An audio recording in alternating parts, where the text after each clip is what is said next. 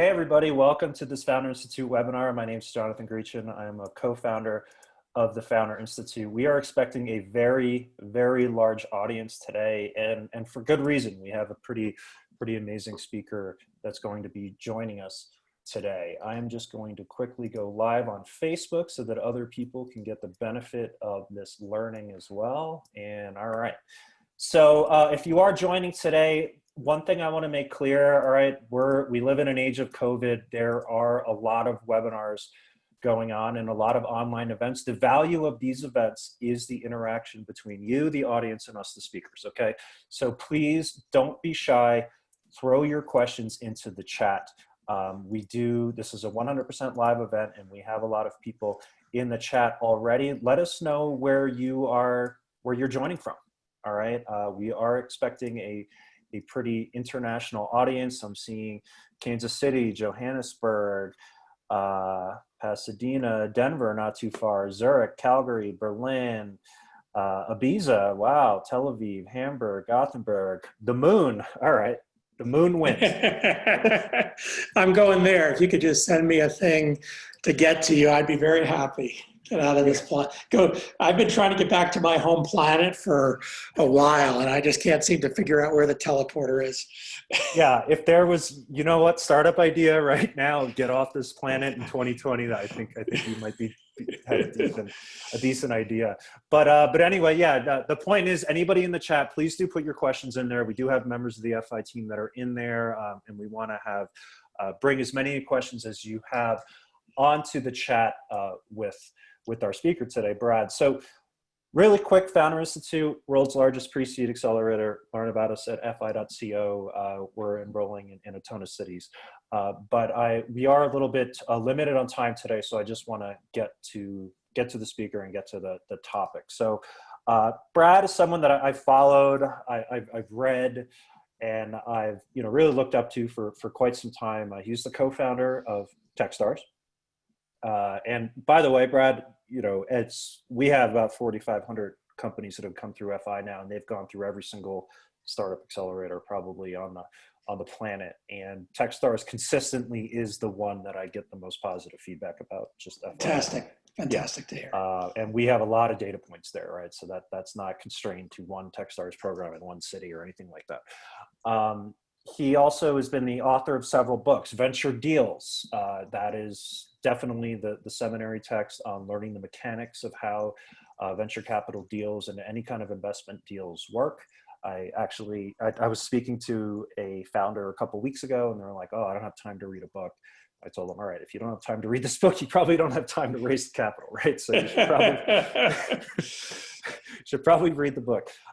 Startup Communities, which was a book that I personally loved at Founder Institute because it came out, was it about 2012 or so, Brad? Yeah, 2012, yep. Yeah, so it came out in about 2012, and that was honestly like right at the beginning of this like post-Great Recession startup boom, right? And it was right about the time when Founder Institute was starting to expand in a lot of different cities, and we were seeing so many different dynamics play out over and over and over in all of these different cities. And after I read that book, it really just brought a lot of order to the chaos that I was seeing, FYI. So definitely a book that people should check out, and his new book, Startup Community Way, which we'll be talking about today. So yeah, Brad, do you want to say a few words, introduce yourself as well? Well, thanks for having me. It's a beautiful day in Colorado. It turns out that Jonathan and I are probably about 15 miles apart from each other physically. Yep. And I'm delighted to be here to talk about whatever's on your mind. Okay. One thing I should also mention too, and I was joking with Brad about this before, not only does he write a lot about startup ecosystems, venture capital mechanics, right? But I was listening to his interview with Tim Ferriss last week, and amazing relationship advice as well, especially for couples where one might be an entrepreneur. So I would check out his Tim Ferriss interview. It was honestly really, really enlightening. But what I want to talk about today, and I have three topics that I want to cover, okay? But again, everybody in the audience, throw your questions in, All right. I don't have that many topics that I want to cover because I'm just trying to cover a couple of themes that I found most interesting about his new book, The Startup Community Way. And Felicia in the chat, if you can throw in a link to that. And it's definitely a book that's worth reading, believe me. And the three topics that I want to cover are basically, one of the main things that the book goes through is how a startup community should be looked at as a complex system, and not just from sort of like some pedantic point of view, but it should be looked at that way as in an actionable point of view because of how you can interact and influence that complex system. The second thing that I want to talk about is the overemphasis on funding that a lot of people in startup ecosystems practice, and I've seen this since day one. I'm not sure if it's something that will ever sort of be cured, so to speak, but definitely something that we need to keep in mind.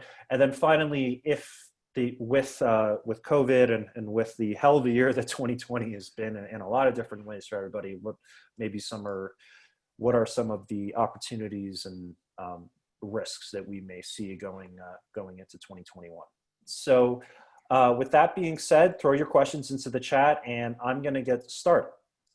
All right, so Brad, probably the overarching thesis of the new book, Startup Community Way, is that startup communities are complex systems, right?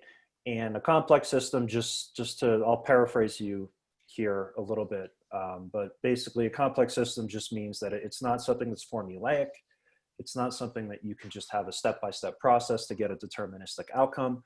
It's something that any one party within that system, the best that they could hope to do is influence that system, not control it, and any kind of measure of control can end up doing much more harm than good. Did I paraphrase that in a decent manner? Yeah, well done. Let me start with this before we dive into the questions. I'll add to it. The best way to understand a complex system is through an example. And the reason I think that it's important to sort of have this as a good starting point is Ian Hathaway, my co-author, and I, as we work through trying to come up with a basis for the book, right? Any nonfiction or business book that's any good usually has some framing associated with it that people can tie onto. We realized after essentially writing a first draft of the book, 50,000 words in 2017, and this book was intended as a sequel to the 2012 Startup Communities book, we realized that what we wrote sucked. So we just weren't happy with it. Like, the words were fine and there were some interesting concepts, but the thing just was not interesting. And Ian came up with the notion that the metaphor that we should be using and the sort of framework to hang the book on was how complex adaptive systems work. And we shortened that phrase to complex systems because it's just a subset. So let me start with the example. And the linkage is that all startup communities are complex adaptive systems. And so understanding how a complex system works is critical to understanding how to grow, develop, and evolve a startup community. And that was really the impetus for this book, right? The first book that I wrote in 2012 sort of defined a startup community, gave a couple of very simple principles, which I called the Boulder thesis, which at the time were not obvious at all. Today are very obvious. Gave lots of stories, lots of anecdotes about things that were happening. And 8 years later, the phenomena of startup communities is a global phenomenon. And that phrase in 2012 didn't exist, right? So we've sort of collectively created a new construct called a startup community. But there are a lot of people that were saying to us, hey, we've been at this for a while, what now? So the example to start with is, let me talk about three kinds of systems that people can relate to: simple, complicated, and complex. A simple system is making a cup of coffee. You put beans and water in, you get coffee out. Here's your coffee. You might add sugar, you might add milk, different types of beans, different kinds of machines, but it's a simple process. Beginning, series of steps, end. Deterministic ending, you've got a recipe. A complicated system is doing your monthly financials. Bunch more steps, they can go in different orders, different inputs each month, different kinds of things that you've got to sort of deal with. But at the end, each month you get a balance sheet, income statement, cash flow statement. It's a deterministic outcome. It's well-defined. It's a bounded problem, beginning, end. A complex system is raising a child. We've all been children or we have children. And if on the day that child was born, you said to that child as a parent, by the time the child is 25 years old, this is what they will eat. This is who they will like. This is who the relationship they'll be in. This is the work they'll do. This is where they'll live. This is what their interests will be. Probably Like, the opposite would happen, right? the opposite. I mean, all you're doing is setting that baby up for therapy, lots of therapy, right? So a startup community is like that. You cannot have a deterministic statement of where it's going to be in the future. If you go back to my Boulder thesis, I talked about needing to have a long-term view about building startup community, at least 20 years into the future. And today I like to talk about it as a continuous 20-year view from today. So I've lived in Boulder, in Colorado, I should say, because I split my time between Boulder and Aspen. I've lived in Colorado for 25 years. I'm not -5 years on my 25-year journey. I'm 25 years into a 45-year journey. And the interesting and important part of that in this is this notion that I can tell you what things are going to look like in 2040 is nonsensical. And so instead of trying to like have a future and then map that future from the top down and then try to do a bunch of things to get to that future, really all I can do and really all we can do is approach things from the bottom up. Right. And I think in reading the startup community way, one thing really became apparent to me is that honestly, thinking about, not that anybody can run a startup ecosystem, right? Because that's antithetical to everything about it. But in thinking about a startup ecosystem, it sort of operates a lot like a startup itself, right? Its ideas come from the bottom up.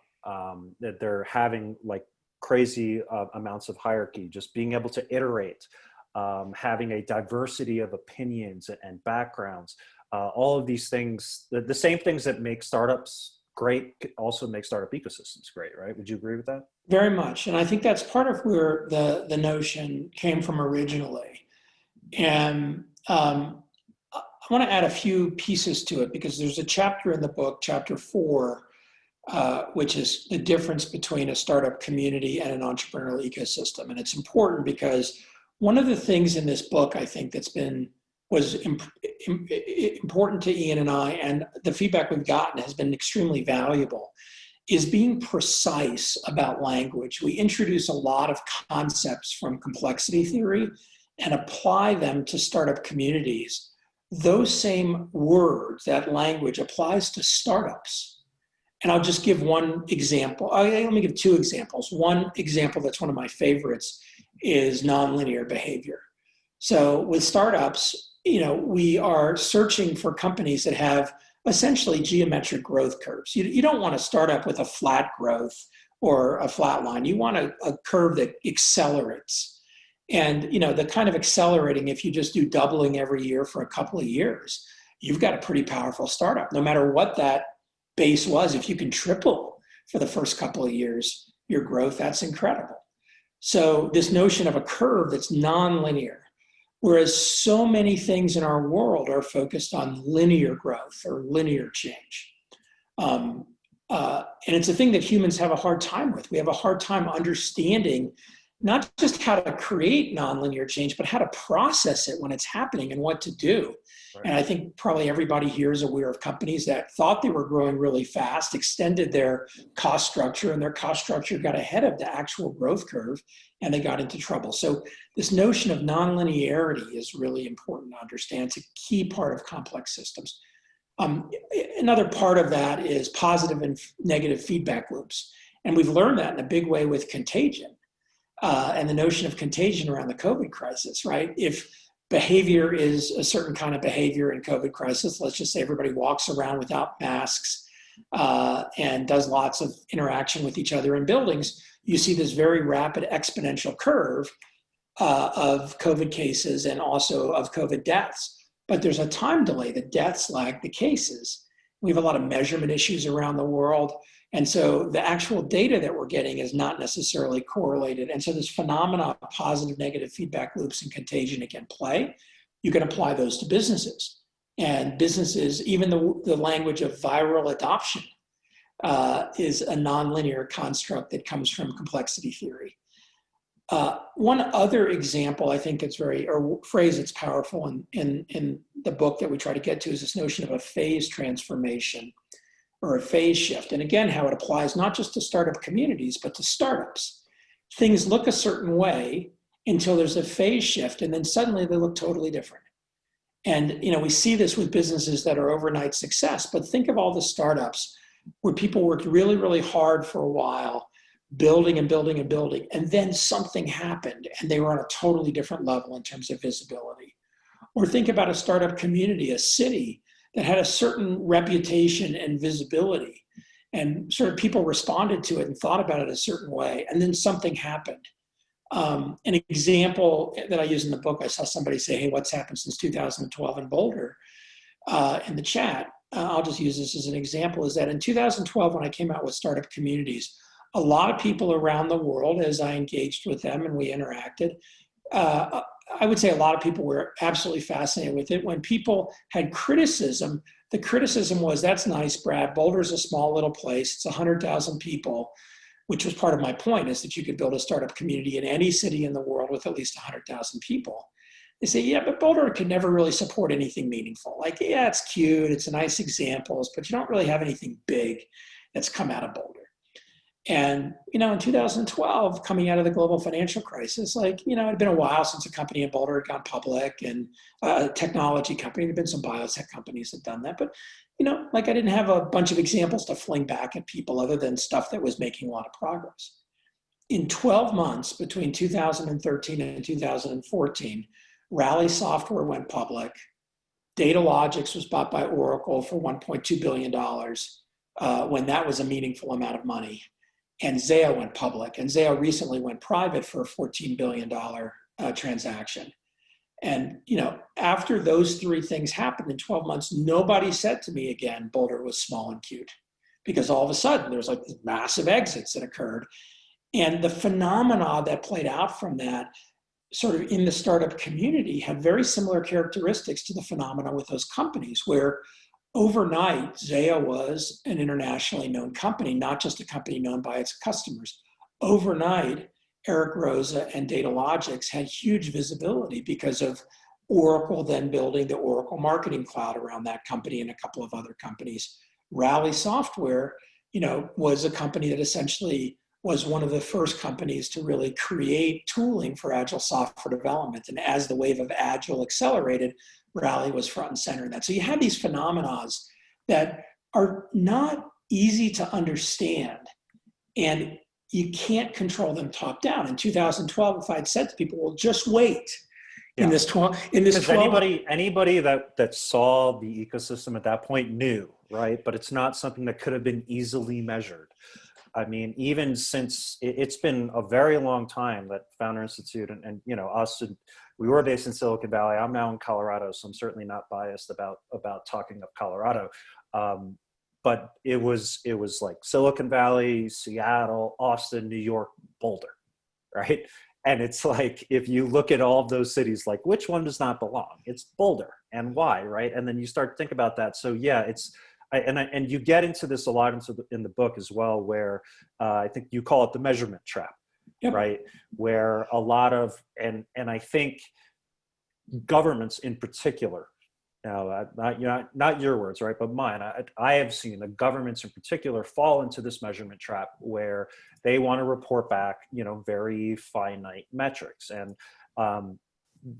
some metrics, especially in a complex system, are hard to define, right, and are hard to track. It doesn't mean that they're not valuable, it just means that they're hard to track, and a lot of people don't go through the trouble of doing that. Now, I want to mix in an audience question here real quick, so that's related. Nina is in Macedonia, and her main mission is to position the country as the startup hub in the Balkans. Like, what's the best way to involve the government in building a startup ecosystem that you've seen, and something that makes sense, and maybe immediately just prevents the government from acting like government where they want to control, right?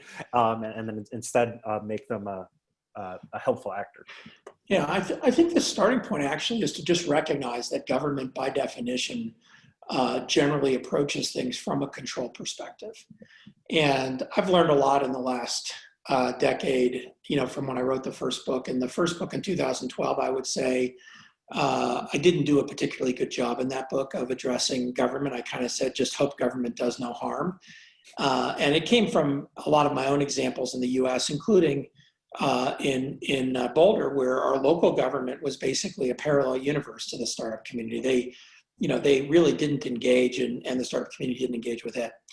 But there's many positive things that government can do, both at a local level and a state or a country level. And I think the thing I would start with is to understand very clearly this construct that I define as leaders, feeders, and instigators. So today, I separate the world into three categories. I say that entrepreneurs have to be the leaders of the startup community. However, there's another group of people who can be leaders in the startup community, and I refer to them as instigators. And these are people who work for the feeder organizations. The feeders are organizations. They're government, university, nonprofits, large companies, service providers that help and support entrepreneurship. Those are the feeders. Within the feeders, you can have individual people who play leadership roles. The key thing, though, is that those organizations themselves cannot play the leadership roles. It has to be individual people. And the reason this is so important is that often those actors, the feeders, the organizations, and the word organization has as its root the word organize. Like, they just want to organize things. And one of the first things you learn about complexity theory and complex systems is that you can't organize a complex system. It just doesn't work. And so there's an enormous amount of wasted energy by these organizations when they try to organize what's going on. This links back to a thing I said a few minutes ago, the separation between a startup community and entrepreneurial ecosystem. We separate them in this book very clearly because the startup community has a singular goal. There's one goal, and that goal is to help entrepreneurs succeed. That's it. So the goal of the startup community is help entrepreneurs succeed. When you're engaging with the startup community in any way, you should ask yourself, one should ask themselves the question, is this thing that I'm doing helping entrepreneurs succeed? And I'll give an example of this in a sec. In the entrepreneurial ecosystem, which is bigger than the startup community, if you think of it as concentric circles, is a circle at the core. Entrepreneurial ecosystem is bigger. It has a bunch of actors in it. That would include the feeders, that include the university, that include government. Those actors, one of their goals is to help entrepreneurs succeed. But it's not their only goal. And here's a government example, and then I'll flip to government positive. Every time I've ever interacted with somebody in local government, in the US, in city or even state government, in other countries, I see this oftentimes at a country level, but a lot at a sort of national level or whatever the regional level dynamics or city level dynamics are as well. When I talk to somebody in one of those government entities whose responsibility is economic development, where economic development is somehow linked to the startup community. So they're trying to get more entrepreneurs in their city, or they're trying to help in some way, or they're trying to become, the tech hub of the Balkans. When I talk to that person, and they're usually senior, they're in the government infrastructure, they're not a junior person, senior person, but that has purview for this. I say, well, what are some of your goals? Just super simple. What are some of your goals? The person will inevitably amongst their goals say to create more jobs. They will say that as a goal. And I say to them, you know what? That is something the startup community doesn't need your help with. The outcome of startups is to create more jobs. So the outcome of the startup community and the startups in the startup community is to create more jobs. So I, local government, don't need your help creating more jobs. I might need your help with lots of things around hiring, recruiting, retaining the right kind of people, attracting the right kind of talent, educating the right kind of talent. I need help with that as an entrepreneur in the startup community, but I don't need your help, quote, creating more jobs. In the entrepreneurial ecosystem, by the way, creating more jobs is not a bad thing for the economic development person to be doing. It just doesn't really flow into the activity of the startup community. The inverse of that, however, is very powerful. Local governments can do an amazing job of marketing their city and attracting more people to their city that are the right types of people. Local government can do lots of things around allocating resources to things around educating and attracting the right kind of people, creating visibility for those programs in the city. And it escalates up. So at a state level, in the US, for example, state governments they do have some money that they can allocate as resources. When they allocate those resources as investment capital into companies by themselves, that's usually the least effective use of that capital. The most effective use of that capital is working with the startup community, working with the private sector, and figuring out how to deploy that capital in public-private partnerships against things that have fundamental amplification of the growth and development of these companies. So just 1 point or 2 points actually I want to make. You pressed a rant button there, so hopefully the rant was helpful. A lot of people love the instigator. So there's a lot of instigators in the chat here, clearly. As soon as you said that word, there was a lot of, That's good. And I'm not watching the chat carefully because it's scrolling fast, but keep it coming. Right. Yeah. So the instigator side, and I'll get to that in a second. But on the government side, and I certainly don't want to bash governments or anything, but I do think that in a lot of cases there are sort of unintended consequences. Right. So, for example, we have seen in one market, I'm not going to name the market or anything, we have seen the government came in and said, okay, we have this much money, we're going to fund 2 organizations, right? And there was a grant system, and then all of a sudden, there were many more than 2 organizations, they all aligned, kind of created sort of vertical integration, so to speak, in the market. And all of a sudden this really collaborative market then became like super competitive because they were all aligning themselves to create this amazing stack to get this government funding. Right now, that to be honest, that was back in like 2012, 2013. So I'm not seeing that so much anymore.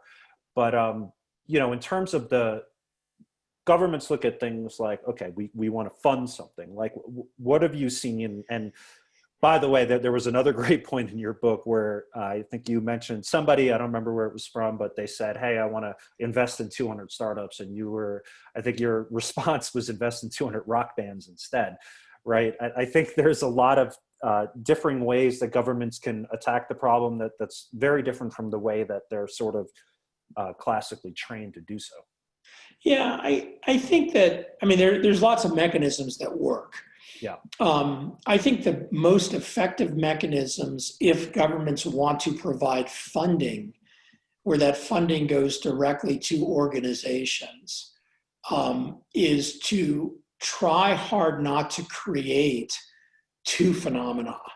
One phenomena is what you described, which is that it's funding going to nonprofits, and all of a sudden, where the nonprofits were all collaborating, they're all now competing. So it's sort of the mistake of picking the winner versus allocating small amounts broadly and trying to support many different activities versus, again, create the top-down control dynamic.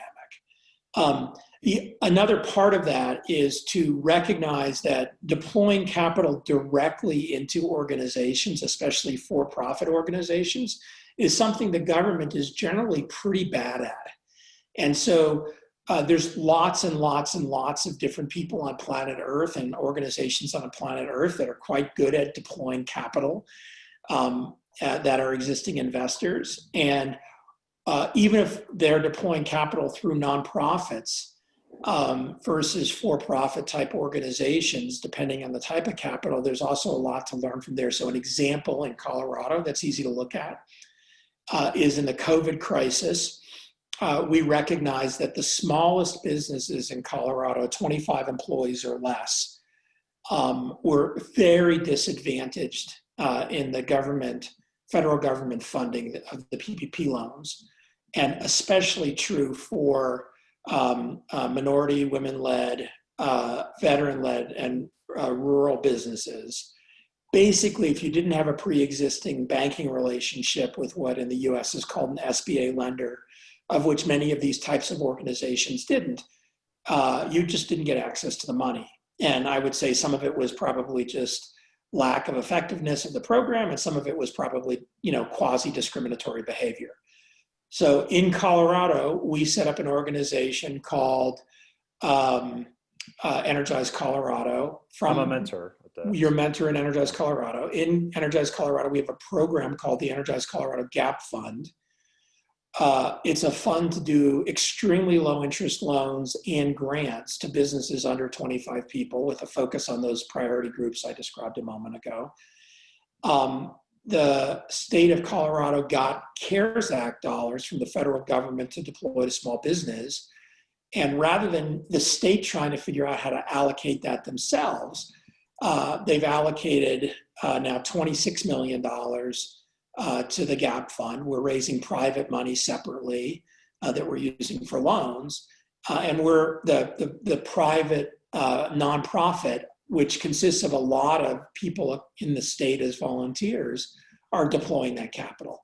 Another example, positive examples throughout the country, and I think it's also positive in many other parts of the world, is that governments are deploying investment capital, but through intermediary funds in different geographies. And they tend to be focused on doing that in geographies that have a lack of local capital versus a surplus of local capital. The challenge, and this is the challenge to be conscious of, is that government often allocates capital and has adverse selection. So the people who are willing to be the ones managing or deploying the capital are not the best at that because the constraints and requirements on it are high. Or when government starts allocating it directly, they're not focused on allocating the capital in the most effective way. So personally, I think it's much, much better when governments look to partner in public-private partnerships around any sort of capital allocation. And it's also amplifying for governments in any kind of programming that they do to not be selective and try to funnel and concentrate everything through one vehicle. But again, to try to bottom up, nurture a lot of things, knowing some of those things are not going to be very effective. But the ones that will be effective will have a positive feedback loop on the whole ecosystem. Choices are good for entrepreneurs in any ecosystem, right? Absolutely. Kind of Great way vertical integration. And we see this a lot with like co-working spaces, right? Because they have the space and then it's like, oh, like let's create an event thing and an accelerator and a fund and all this stuff, right? And try to vertically integrate and own this whole market. And that typically is pretty detrimental from what we've seen to the natural phenomena and the natural goal of anybody in the ecosystem, especially feeder organizations. Yep. Right. And I would put co-working space, even though the co-working founders might be entrepreneurs, I would put the co-working space as a feeder organization. The individual founders can play a leadership role as instigators. But, when they start thinking about their business, they can think about it in the context of the startup community and collaborate with the other actors. Or they can think about it in a control environment where they're trying to dominate and control all the pieces. Right. It's so much better to have good collaboration, even if there's some overlap.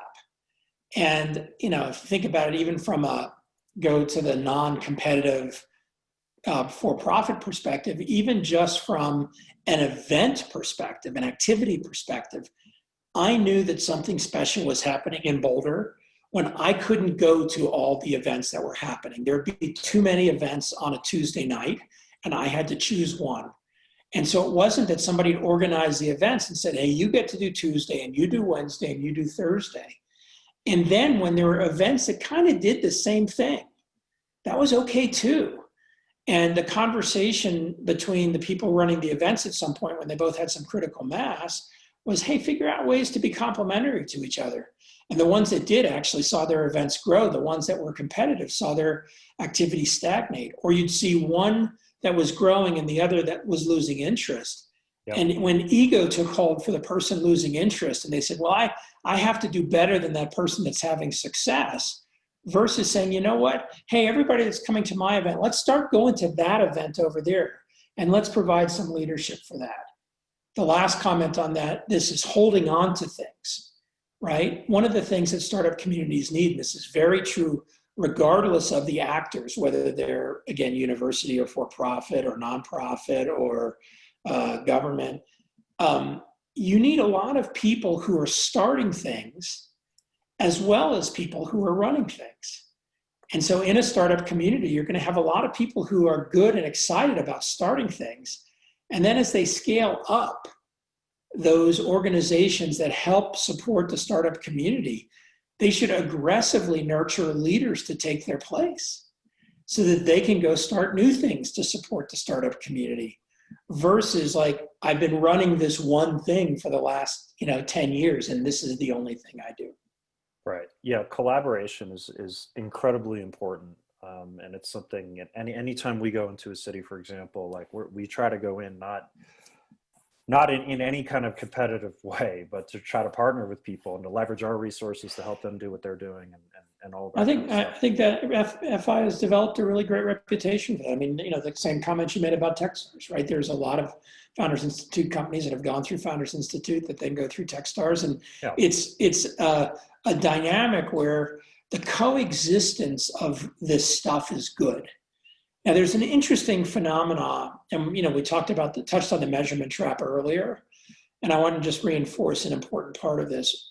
The valuable part of a complex system or a startup community is not the parts. It's the interaction between the parts. And that's what we've been talking about for the last 10 or 15 minutes. You can have lots of different parts, but how those parts interact with each other is so important. Now, the reason that Ian and I wrote this chapter 11, called The Measurement Trap, is because we have a cliche in business, which is you can't manage it if you don't measure it. And it's a cliche that's often attributed to Peter Drucker, and it's a misinterpretation, which is one of the unfortunate things about cliches. The real concept is that if you don't measure the right things, you can't manage them. So the key is to measure the important things.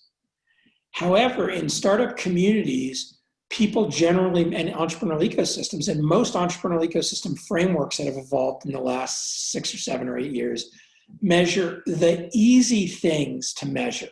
Yeah, quantitative, right? Amount of funding, number of this, number of this, number of that, versus measuring the interactions between things. Because by the way, the interactions between things is super hard to measure. Yep. And by the way, it's not the number of interactions, it's the value of the information that's exchanged in the interactions, which is almost impossible to measure. I mean, you have to be really serious if you want to measure anything that resembles that. So what ends up happening is people measure the easy stuff. And then they think that, okay, well, I measured these things, and if I have more of these next year, then we're making progress.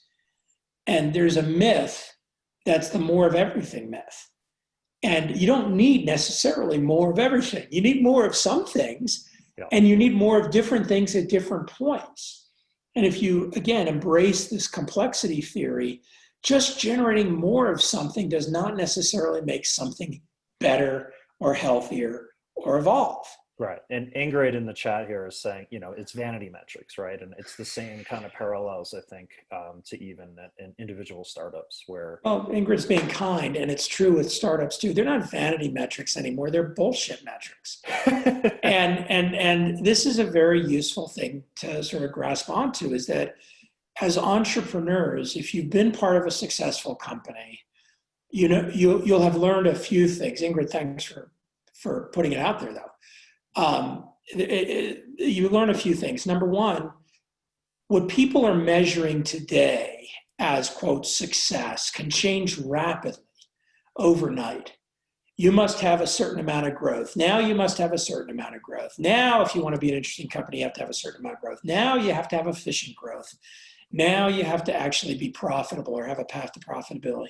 Like all of these things that are the measurements that everybody starts talking about, they have a contemporary positive correlation to interest, but they don't necessarily have a long-term correlation to your business's success.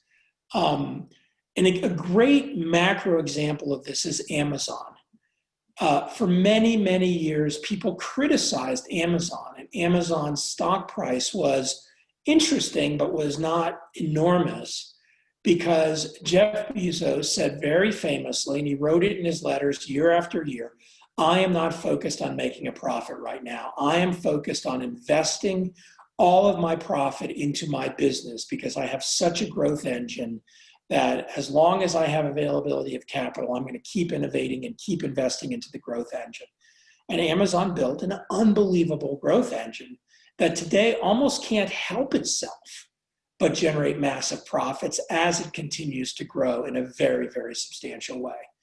And there was a period, I don't know, about a decade where the criticism from the public markets of Amazon were very significant because while the growth was there, the profitability wasn't. And of course, today, Amazon's economic value is extraordinary and just continuing. Another point that I can give people sort of on the private side is, and just coming back to, again, bullshit metrics, is the amount of money you've raised and the valuation that you have is irrelevant. It's nice in the moment, but it's now static. You raised a certain amount of money at a certain valuation. It no longer is meaningful. Now what's meaningful is what you do with that money you've raised and how you deploy that money over the next period of time. And you could say, well, if I deploy that money correctly, I'll get a higher valuation. I'll be able to raise more money. True, as long as you're building a durable long-term business. If you're not building a durable long-term business, you might find yourself in a position where all of a sudden you are not able to raise more money at a higher price, or you're in a position where your existing investors lose interest in you because your business, even though you raise money at a high price, is no longer working. And this sort of illusion that people have that never happens is, I don't know, people have the illusion that never happens. There's a view that's sort of a bias against people focusing on that. That happens more often than it doesn't happen. And the difference is you just don't hear about it very much. Right. There's a very common phenomenon called survivorship bias. And much of the stuff that people measure is subject to survivorship bias, which is that the stuff that doesn't survive doesn't continue on in the measurements. And so all of those things that disappear while they come out of the sort of total number, sort of what happened to them doesn't appear in the analysis going forward. And we make a lot of sort of decisions against that.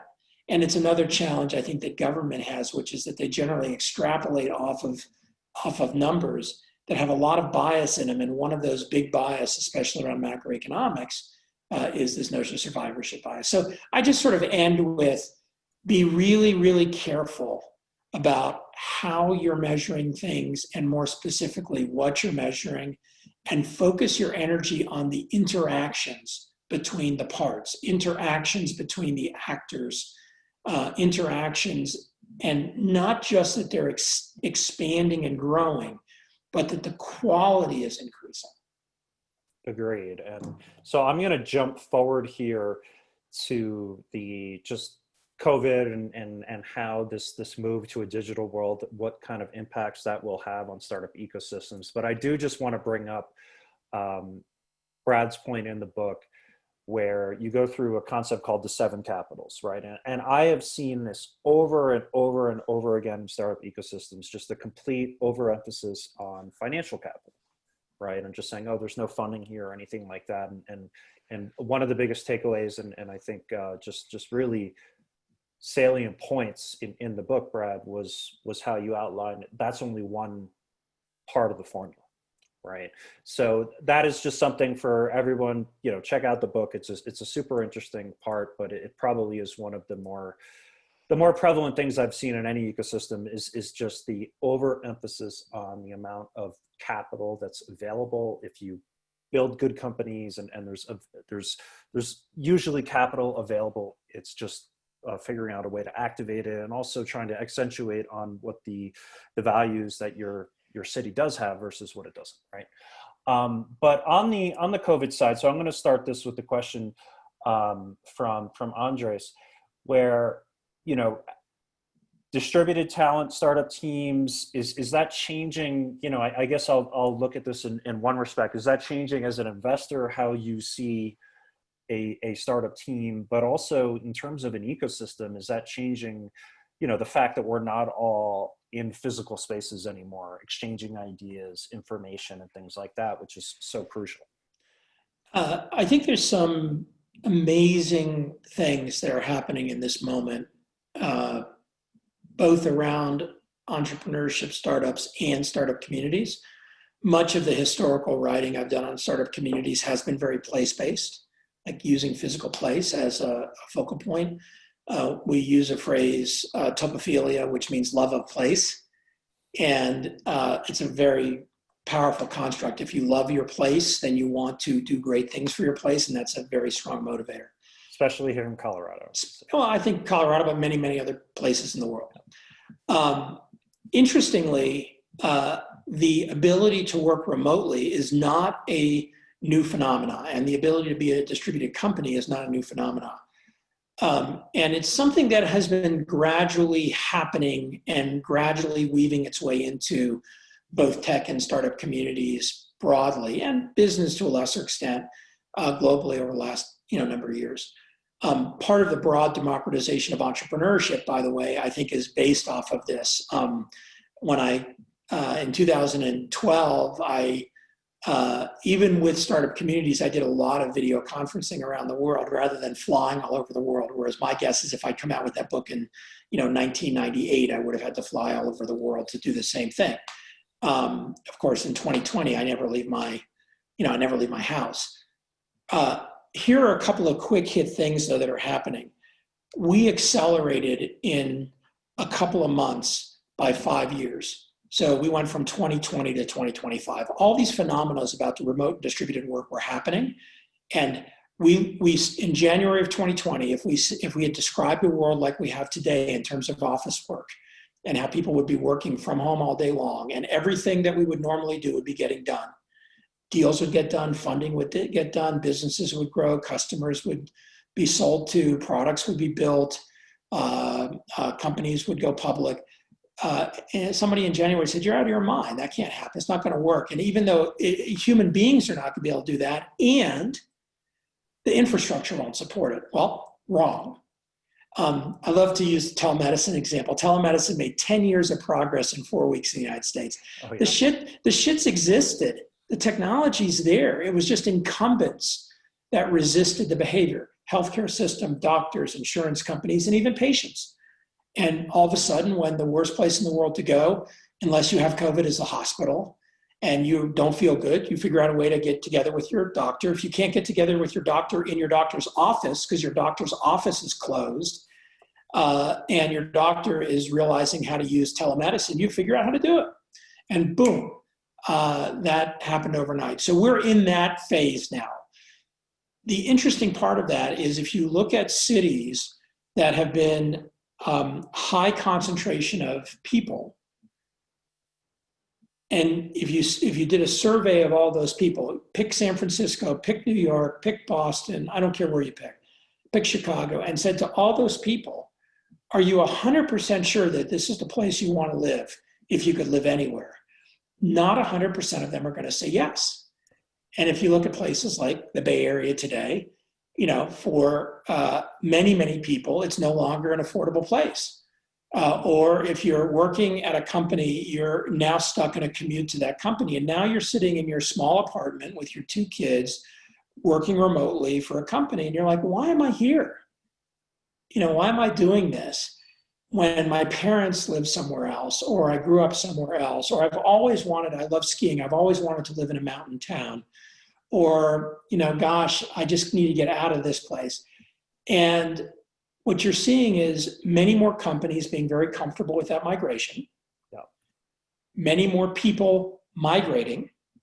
Companies, like Facebook saying they're going to be remote first, companies like Twitter saying you never have to come back to the office again, but lots of startups recognizing, gosh, the fact that we've only been recruiting locally in Seattle or in Boulder or in Denver is a constraint. Like, yeah, sure, there's plenty of, creates so much more opportunity. why can't I recruit from anywhere? And then on top of all that, if you want to link it back to startup communities, the most powerful startup communities are the ones that have lots of linkages into them and out of them. So if you're a startup community and you're not connected anywhere else to anyone else, you're going to stagnate. But if you're a startup community, you got lots of people coming to your startup community, either physically or virtually, and you've got people leaving your startup community, either physically or virtually, you extend your network so that physical place is no longer the only piece. And there's lots of organizations, Founders Institute, Techstars, that build global networks, and you're part of that network. And I think people that are part of those networks that focus locally, but also get a lot of benefit from those linkages into other geographies, sort of have an intuitive feel for this phenomena that's happening very, very quickly. I think it's going to be transformative because there's a lot of people in our society that are struggling. Really, really struggling with how to think about a distributed or remote way of life. And by the way, there's lots of people that will go back to working in an office at some point, and lots of companies that will go back to having offices. Sure. But the companies that embrace this phenomena as part of their hiring motion, especially startups, sort of build it into their communication motion from the beginning, approach sort of their way of focus to balance both, right? Or to have harmony between both. It's not you have to be in the office, or it's not you have to be fully remote, but we're an organization that has the flexibility to take advantage of those things. You'll build much, much more powerful organizations. Those organizations, many of them will still have a geographic focus on a startup community. And so that topophilia is still going to matter a lot. Last comment I'd make for this, it enables this sort of motion, and this behavior enables topophilia for places that you don't necessarily live in. Mm-hmm. Let me give a couple of places in the US that I have this feeling towards. I lived in Boston for 12 years. While Boston's not home for me, I still have a lot of topophilia for Boston. Seattle is one of my favorite cities that I've never lived in. I have deep and long linkages to Kansas City. And if you're interested in seeing an example of that, tomorrow on my blog at feld.com, I'm making an announcement about something I'm doing in Kansas City. So you can have deep affinity and deep connection and deep involvement in lots of other places without having to physically be there, and help those startup communities grow and evolve, which, by the way, will help wherever you're located as well.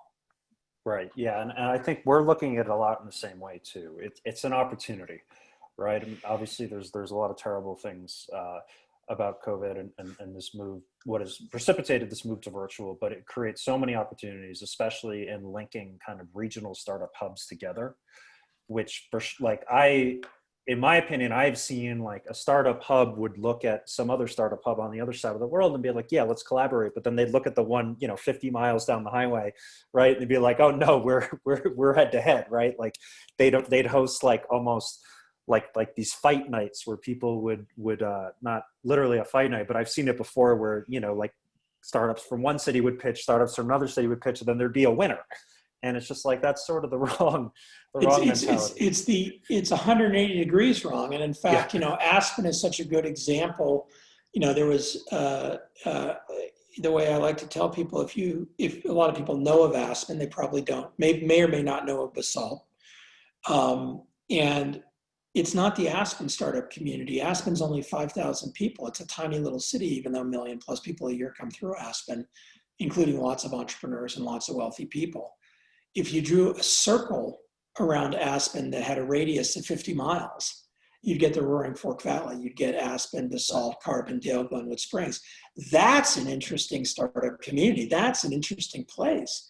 And so instead of trying to have Basalt and Aspen as adversarial things 15 miles from each other as both two small cities, take advantage of the different relationships and the different values and the different benefits that each has, And oh, by the way, if you're Coloradan, I mean, Carbondale is this incredibly fast growing Yep. city because it's very affordable, good schools, lots of people can move there with land, and all this, Co-venture is a great space. Right? it's got a bunch of entrepreneurial heat, right? And so all of a sudden you get this linkage to things and you start to understand, well, why is Aspen interesting? Why is basalt interesting? Oh, the Rocky Mountain Institute, clean energy, people that move through places. Why is Aspen Institute interesting? Aspen Institute, all the people each year that move through. And as an entrepreneur, if you don't have to be in a big city anymore, because you can have a distributed workforce, you can start to think about those types of communities in very, very different ways. Yeah. Okay. So I know Brad's got another event he's got to jump to, and the life of an author. He's doing a lot of stuff these days. So Brad, thank you so much for joining. We did. Thank you, everyone. This is great. We did Really, put really info fun. into the chat for the book, and we'll follow up with the video as well. Brad, thank you so much. Thank you, everyone. Good luck and be safe.